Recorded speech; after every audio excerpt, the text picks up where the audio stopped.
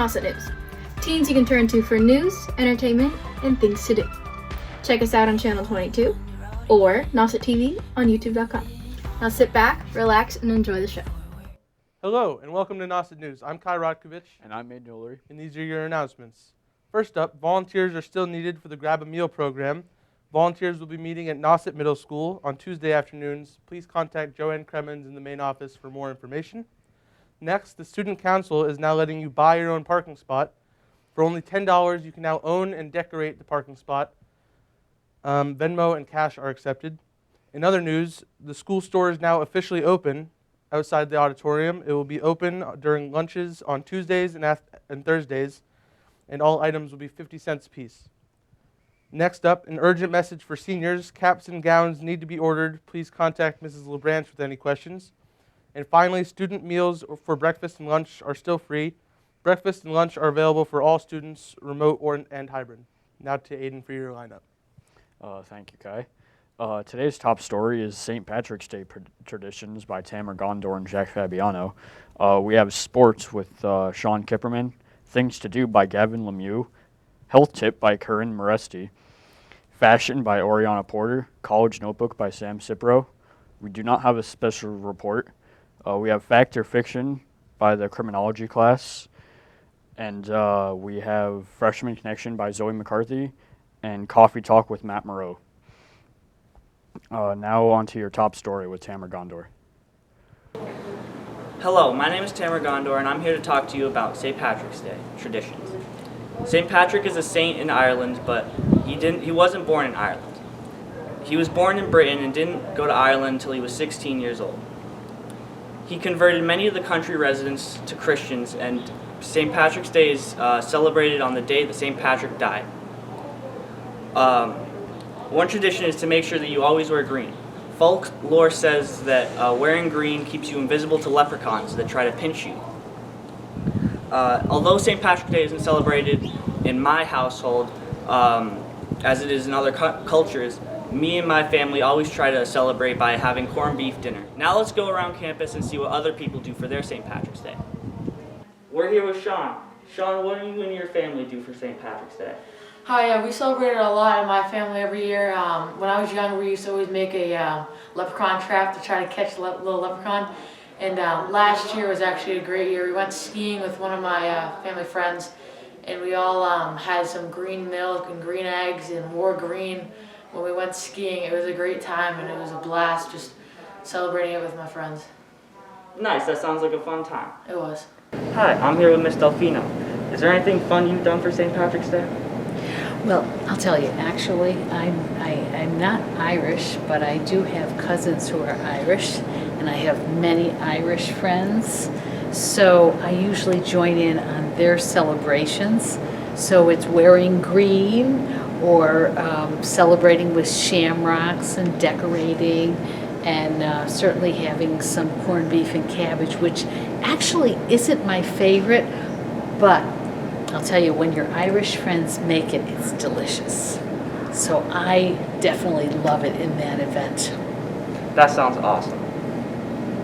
And how about you? Do you enjoy St. Patty's Day? The most I do is have corned beef with my family for dinner. Oh, nice. Okay. It's a nice family celebration.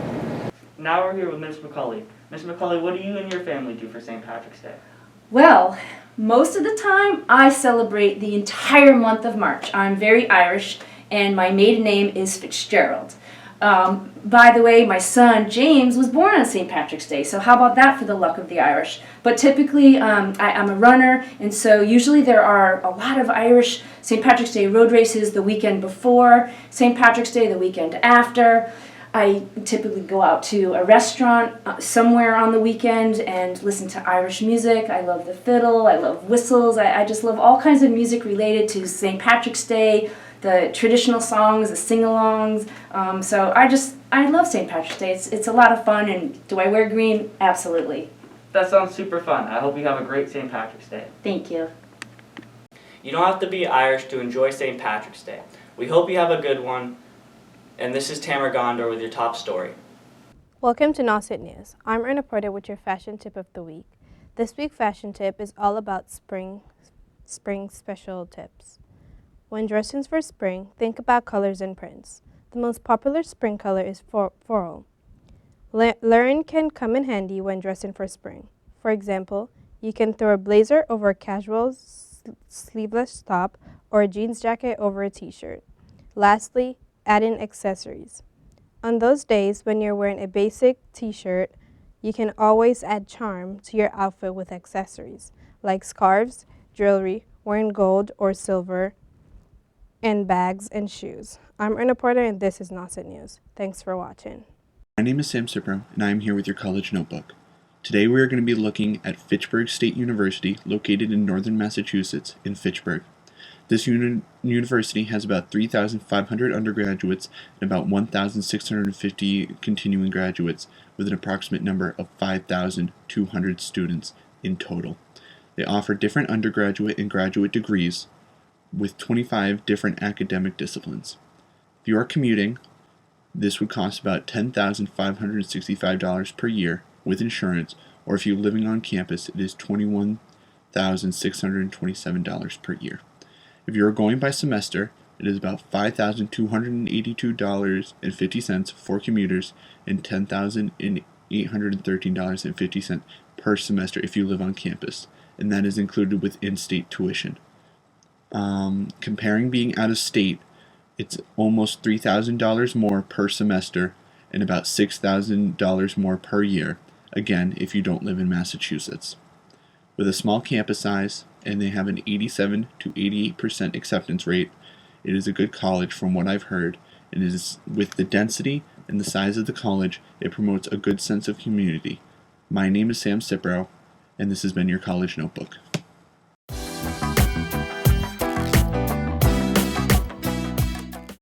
I'm at my road with Kai Wadkovich. Where do you live? Hi, Matt. I live in Brewster right now. I used to live in Eastham, and before that, I lived in New Hampshire. Nice. Where did you live? In New Hampshire, I was in Salem and Manchester mostly. Yeah. Oh, nice. What do you do for fun? Well, I usually am working, but when I do have free time, I play video games and I hang out with my friends. Nice. What are your favorite video games? There's a lot I play. I like Grand Theft Auto, Fallout 76, stuff like that. Just open world. Nice. Where do you work? I work at Shaw's or Star Market in Orleans. And I work as a customer service representative. I'm in the service desk. I sell lottery tickets. Western Union. I help people pay their bills, return items, do refunds and stuff like that. Nice. I'm at my road with Cover Talk with Matt. Hi, this is Sean Kirkman. Welcome back to Nauset Sports. Fall season 2 is in full swing now, with those sports that were not allowed in fall season 1 are now going to be played starting now. Fall 2 sports that you can look forward to is football, volleyball, and cheerleading. If you are more of a fan of the spring sports, then just wait because they're just around the corner. Because all of the different COVID situations, fall season 2 has had to start now. The first varsity football game will be held on March 20th at 12 p.m. on Saturday against Barnstable. Right now, every team has a schedule on Nauset Sports website. If you are looking for any other teams' web schedules, just check that out and you can look at any of the other games and what time they are. With some sports playing in fall too, like football, hopefully it will be much warmer and won't be as cold under the lights on the turf at night. Since it will be warm, hopefully the parents and other spectators will have much better time at the game. Volleyball's first game will also be held as well this past Thursday on March 11th against Sandwich. I can't wait to see how each team does, and hopefully they come out with plenty of wins. This is Sean with your sports news. Well, this is Gavin. You on things to do. Things you could do are you could take a walk through a trail in the woods or something. Look at all the leaves as they are changing colors and growing back since it's spring. You could walk your dog as well if you have a dog. Not everyone has a dog though. And second, you could go to the beach. If you really like the beach, you wouldn't be able to swim in the water, but the sun's shining brightly lately, so I'm sure you'd be able to get a decent tan if you laid down for like a couple hours at the beach. And lastly, you could go see a movie, not in theaters, but I believe on Netflix and like Hulu, Amazon Prime. Got some good movies on there, which brings us to our movie recommendations, which for number one, I have Godzilla vs. Kong. It should be coming out in a couple weeks. It's like a sequel to the first Kong movie. I saw that. It came out in like 2017. And then you got The Americans, which is a show on Netflix about two Russian spies that go to America during when like Ronald Reagan's president. And they both pose as like a married couple in this neighborhood. So they have to like do their Russian spy business while also getting along with each other as a couple, because they're not actually a couple, but they're posing as one. And they have kids that think they're like married and stuff too. And then lastly, you have Biggie, which if you're into rap, it's a documentary of the life of the 90s rapper Biggie Smalls. So I think if you're interested in rap, you should watch that. Probably pretty interesting to you. And that's all. Hello, my name is Sam Cipro, and welcome to your health tip. This week, I'll be telling you about outdoor activities that will make you, lose weight, burn calories, just make you feel good. Certain things like gardening. Gardening can definitely make you feel better. Even though it's still cold, you can still work and get weeds out, certain debris, just kind of clean up your gardens in time for spring, help things grow. It can actually help you burn up to 185 calories per every half an hour that you are out in the garden. It can be a great way to exercise and just kind of be in nature and make your house or wherever you're gardening look a little bit better. Another outdoor activity, you can do is jog.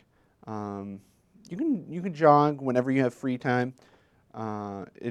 There's certain places around Cape. We have the Nauset track, either high school or middle school. Certain places like that. It's a great way to build up leg muscles, stamina, core muscles. On average, you can burn up about 300 calories for every half an hour you jog.